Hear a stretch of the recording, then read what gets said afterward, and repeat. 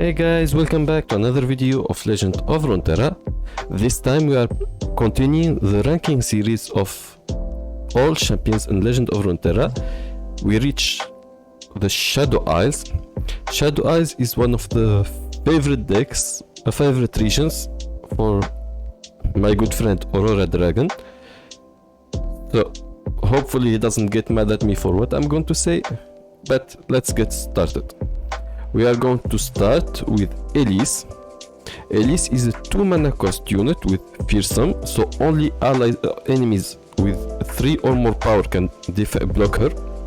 When she attacks, she will summon an attacking Spiderling, which is a 1 mana cost, 1 attack, 1 defense unit.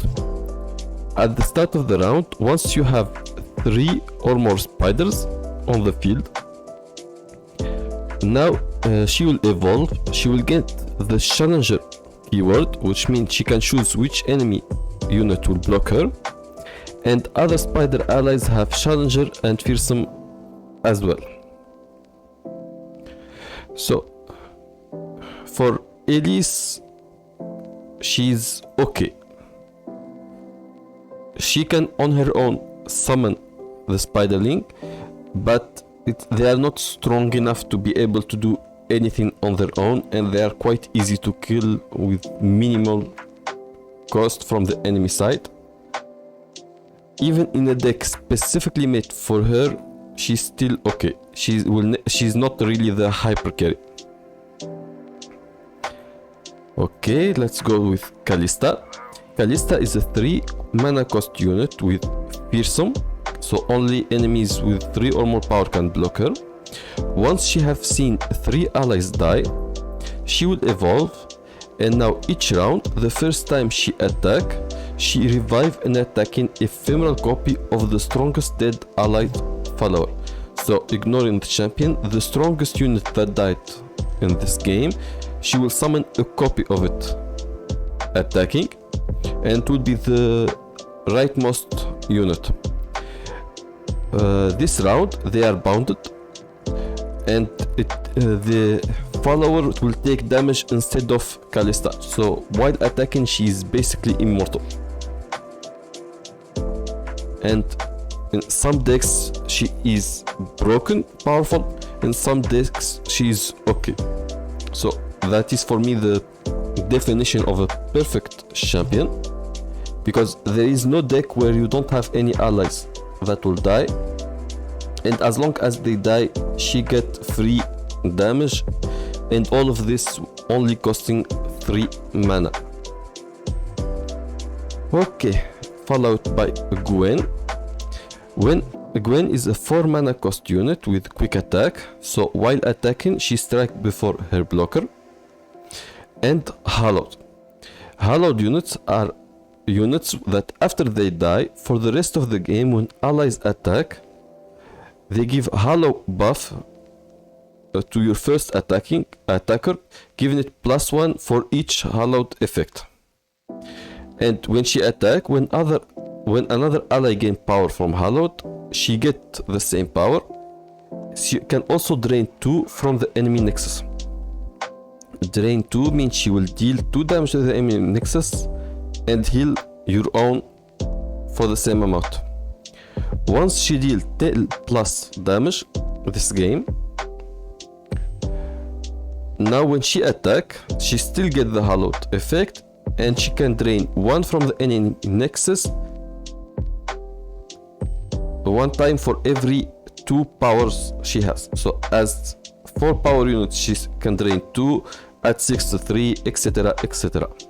One thing to keep in mind, before she evolves, if she die and you summon another copy, you need to start the countdown from the beginning. So Gwen depends on deck. She needs to have a few allies that has Hallowed for her to be powerful, but even then she doesn't need that many.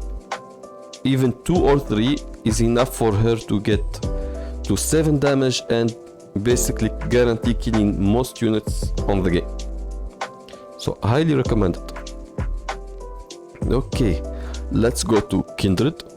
Kindred is the first infinite scaling champion from this region. She's a 4 mana cost unit with quick attack, so while attacking she strikes before her blocker. Each round, the first time you slay a unit, slay means you kill a unit via damage, kill effect, or striking it with an ally any way except if the unit killing herself. She can mark the weakest enemy, so the enemy with the least amount of power, followed by the least amount of health, followed by the cost. At the end of the round, she kill a unit with my mark. Once she slay 2 units with mark, she will evolve, and now she can when you slay a unit, the first time you slay a unit in a round, it will get +2 attack and defense and mark the enemy, the weakest enemy. So Kindred is near perfect, but for her to show her effect, ideally she need a deck working to maximize her own effect. Okay. Now we are going to Maokai. Maokai is a 4 mana cost unit. Each round, the first time you summon an ally, you will toss 2 and summon a sampling. Toss means you will obliterate 2 non-champion cards from the bottom of your deck, not the top, the bottom. And this will not trigger last breath effect or any effect in total. For him to evolve, your unit have died or your card has been tossed 25 different times. Once he evolves, he gets a regeneration, so he will heal fully at the end of each round, and he will obliterate the enemy deck, leaving 4 non-champion cards only, and the start of every round he gets a sapling. So sapling is ephemeral unit, 2 power and challenger. So if you can manage to summon to evolve Maokai, he is very powerful, but to do that you need a deck specifically to bust him. Most probably you are going to do it with the deep, such as Nautilus. Okay, next we have Nocturne.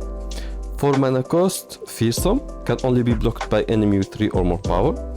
If you activate Nightfall, so it's not the first card you play this round, it will give an enemy vulnerable and give all other enemies -1 damage this round. For him to evolve, you have attacked with 5+ Nightfall or fearsome ally. Once he evolves, he has 6 damage now, and other allies has fearsome. When you summon another ally, give enemies -1 this round. So if you can spam summon as many units as you can basically ruin the enemy field. But even then, it's really hard to get it to work as you want. So I will put him as okay. Okay, now we have Senna, 5 mana cost, quick attack. When I'm summoned or attack, she can create a darkness in hand. Darkness is a 3 mana cost slow spell that allow you to deal 2 to an enemy. If you don't have one, you get 1. If you damage, your damage and kill spells are accelerate too fast. So for example, darkness will become a fast spell, so you can use it even when the enemy is it is the enemy turn. Once you kill 3+ unit with spells or an allied Lucian die, Senna will evolve, and when summoned or attacked, she get same effect, and all damage and kill spells are fast and cost 1 less. So for example, Darkness will become a 2 mana cost unit spell. So Senna is near perfect champion, since every time she attacks she creates darkness. Darkness will, if you use darkness to kill the enemy units, she will evolve, so she is self-dependent. You actually don't need any other units with darkness. It helps, but it's not necessarily needed. The only drawback is the mana cost, but it's not that bad compared to other units. Now we have Thresh, 5 mana cost, Challenger, so he can choose which unit will block him. Once he sees 6 unit dies, either allies or enemy, he evolve. The first time he attack this game, summon another attacking champion from your deck or hand. So Thresh is the definition of depend on deck, specifically on what champion you have in your deck or hand, because the whole purpose of having him is to summon a very powerful unit like Aurelian Soul, Viego, stuff like that. But once that happened, he's basically useless. He's a meat shield after that, since his effect only work once unless you use a special tactic that we shown in previous video. Okay, last two, Hecarim, 6 mana cost, Overwhelm, which means excess damage he deals to his blocker is dealt to the enemy nexus. When he attacks, he can summon 2 attacking Spectral Riders. Spectral Riders are ephemeral units with 2 attack and 2 defense. For Hecarim to evolve, you need to attack with 7 plus ephemeral allies this game, and when he evolves, now all ephemeral allies has plus 3 damage, and